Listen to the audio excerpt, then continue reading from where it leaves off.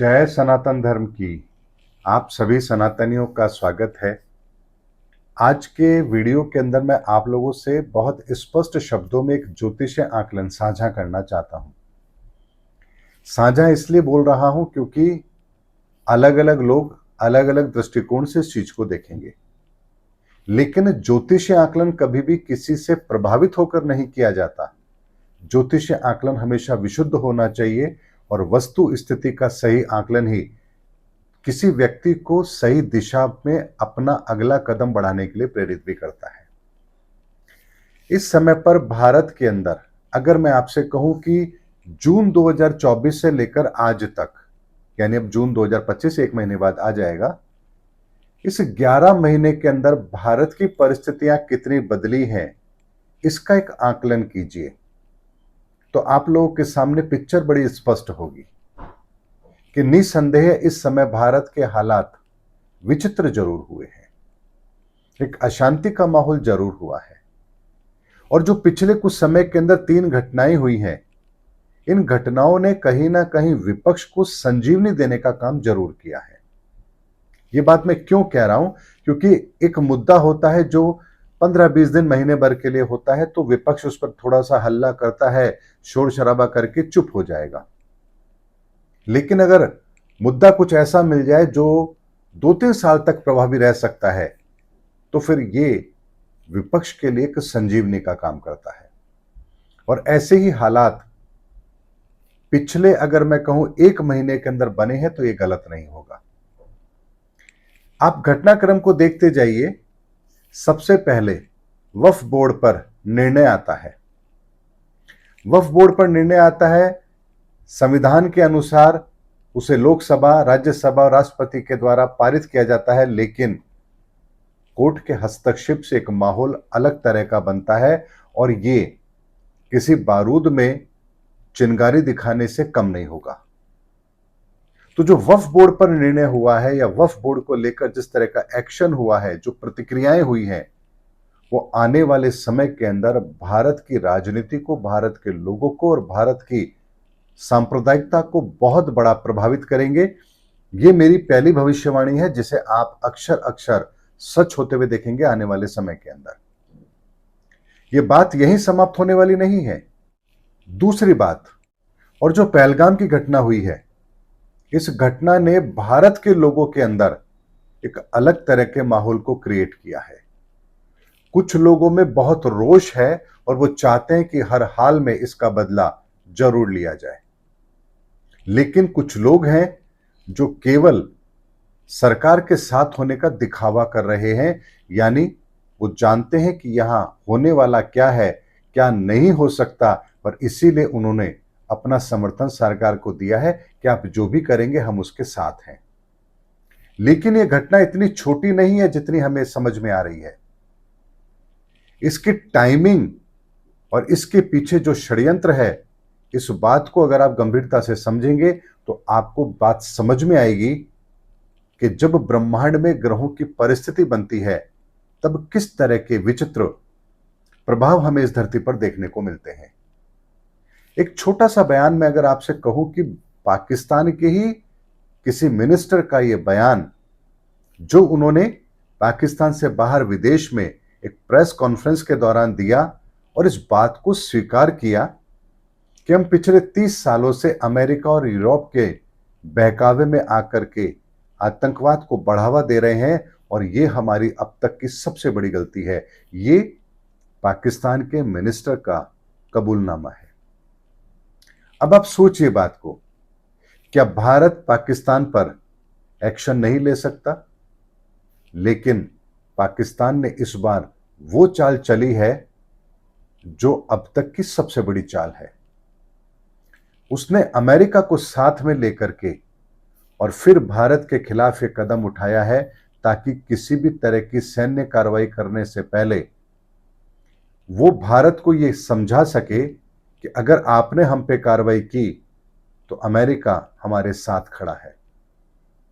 ऐसे में जो पहलगाम की घटना है, इसका आकलन सरकार ने भी किया होगा, हम आम लोगों ने भी किया है, लेकिन बहुत सारी बात ऐसी होती हैं जो हमारी समझ से परे होती हैं।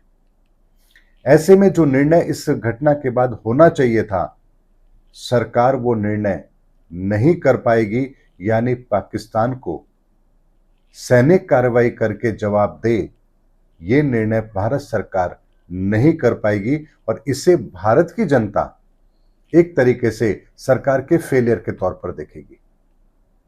ऐसे में यह भी घटनाक्रम भारत की राजनीति के अंदर एक बहुत बड़ा रोल प्ले करेगा। तीसरी बात मैं आप लोगों के सामने रखता हूं कि इस समय जो जातिगत जनगणना की बात कही गई है, ये इस समय पर उठाया गया वो कदम है जो सनातन को बहुत बड़ा डैमेज पहुंचाएगा, या यूं कह लीजिए हिंदुओं के संगठन को, उनकी एकता को बहुत बड़ा डैमेज देगा। एक तरफ जहां पिछले कुछ सालों के प्रयास से हिंदू संगठित हुआ था, उस संगठित हिंदू के लिए ये जो जातिगत जनगणना है, ये जो निर्णय इस समय पर लिया गया, मैं जनगणना के खिलाफ नहीं हूं, लेकिन इस समय पर जो निर्णय लिया गया, ये कहीं ना कहीं हिंदू एकता को तोड़ेगा जरूर। आप इसको ऐसे समझिए, अगर आपको कोई किसी पुराने पिक्चर का कोई सीन याद हो, तो बहुत सारे मजदूर अचानक से मालिक के खिलाफ खड़े होते हैं, उनमें एकता आती है, और वहीं पर मालिक क्या करता है, नोटों की गड्डियां लेता है और हवा में उड़ा देता है, और जो नीचे लोग खड़े थे, जो विरोध कर रहे थे, उन नोटों को लूटने के चक्कर में वहां पर सारी भगदड़ मच जाती है, और जो संगठित होकर लोग आए थे वो तीतर बितर हो जाते हैं। ठीक ऐसी ही घटना का अंजाम ये जातिगत जनगणना हमारे सामने रखेगी, क्योंकि जो हिंदू संगठित हुआ है, अब जातिगत आंकड़ों के आधार पर फिर विभाजन का काम यहां जरूर होगा। और यह भी एक ऐसा आत्मघाती कदम है जो इस समय पर उठाया गया है। ऐसे में तीन घटनाक्रम यहां होते हैं, वक्फ बोर्ड का बिल, जातिगत जनगणना और पहलगाम घटना पर लिया गया एक्शन।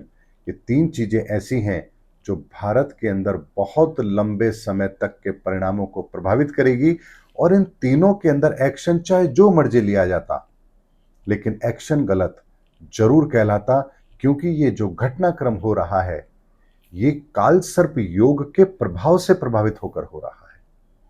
अब ऐसे में एक बात को समझिए, ब्रह्मांड में जब काल सर्प दोष बनता है, ये योग जब फलित होता है, सांप किसी को डसता है, जहर से उसकी मौत होती है, ये आपको पता है, लेकिन अजगर कैसे मारता है? अजगर उस व्यक्ति को, उस चीज को अपने शरीर से लपेट लेता है और अपने आप को सिकोड़ता है, जिससे जिस चीज को उसने पकड़ा है उसकी हड्डियां तक टूट जाती है, चकनाचूर हो जाता है, और उसके बाद वो अजगर उसको निगल जाता है।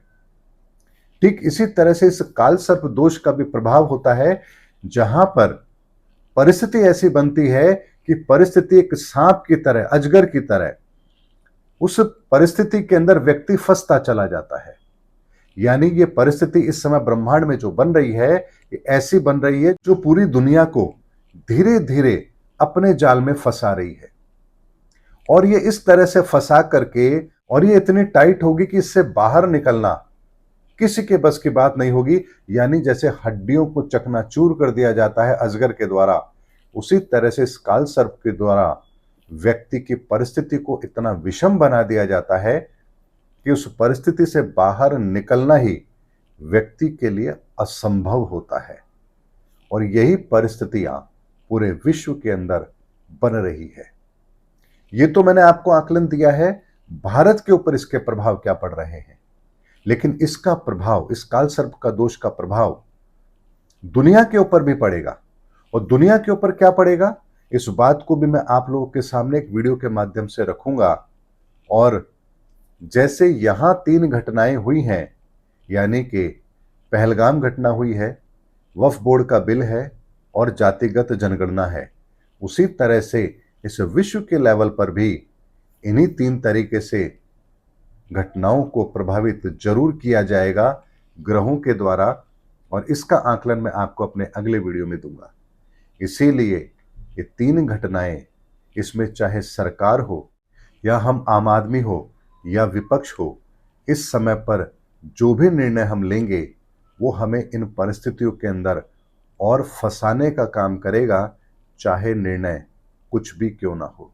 ऐसे में सनातनियों, एक विशुद्ध मैंने आपको ज्योतिष आकलन दिया है कि ब्रह्मांड में बन रहे काल सर्प योग के कारण से आने वाले समय के अंदर परिस्थितियां बहुत विकट होंगी और 1 जून के बाद आप इन परिस्थितियों का स्पष्ट आकलन भी कर पाएंगे, इनके प्रभाव को अपनी आंखों से महसूस भी कर पाएंगे, देख भी पाएंगे।